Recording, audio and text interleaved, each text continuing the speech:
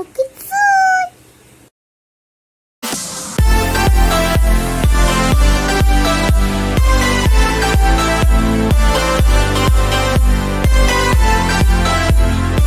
ஒரு ஊரில் லக்ஷ்மி என்கிற பாட்டி இருந்தார்.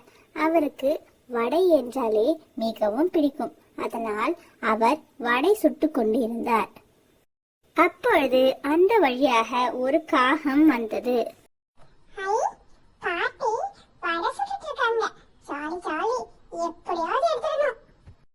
காகம் வடையை எடுக்க கீழே இறங்கியது. அப்பொழுது பாட்டி குச்சியை எடுத்து காகத்தை விரட்டி விட்டார். இந்த வாட்டி வடையை எடுக்க விட மாட்டேன், ஏன்னா இது எனக்கு ரொம்ப பிடிச்சது.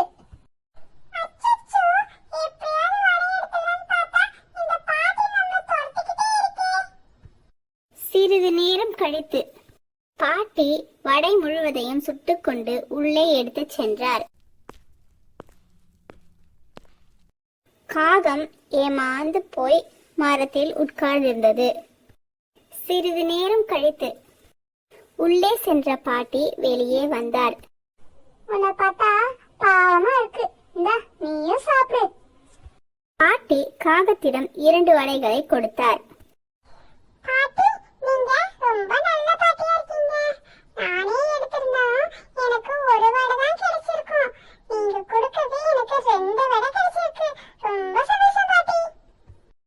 காகம் வாயில் ஒரு வடையையும் காலில் ஒரு வடையையும் எடுத்துக்கொண்டு நன்றி கூறிவிட்டு பறந்தது.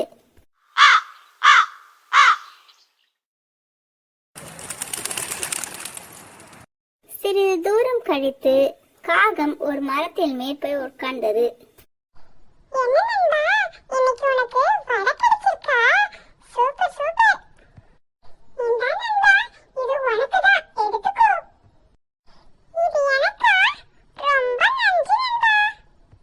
இரண்டு காகங்களும் வடையை சாப்பிட்டனர். அப்பொழுது ஒரு காகத்திற்கு தாகம் ஏற்பட்டது.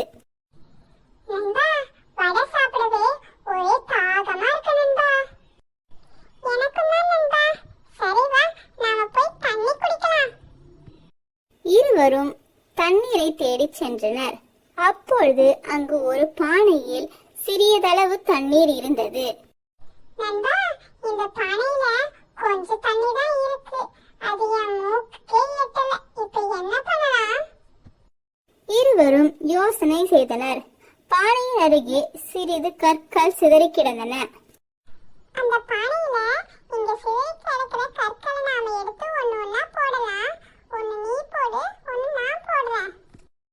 தண்ணி கொஞ்சம் கொஞ்சமா மேல வரும், நாம குடிக்கலாம்.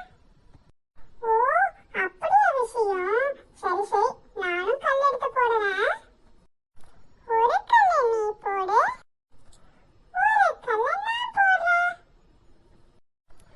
ஒரு கல்லை நீ போடு, ஒரு கல்லை நான் போடுறேன். இருவரும் செய்த முயற்சியால் பானையில் உள்ள தண்ணீர் மேலே வந்தது. 2 காகங்களும் தாகம் தீர தண்ணீர் குடித்தனர். மகிழ்ச்சியாக பறந்தனர். செல்லக்குட்டீஸ், உணவை எப்பொழுதும் பகிர்ந்து உண்ணணும், இந்த காகம் மாதிரி. அதே மாதிரி புத்திசாலித்தனமாவும் யோசிக்கணும், பானையில போட்ட கற்கள் மாதிரி. Thanks for watching. Like, comment and subscribe.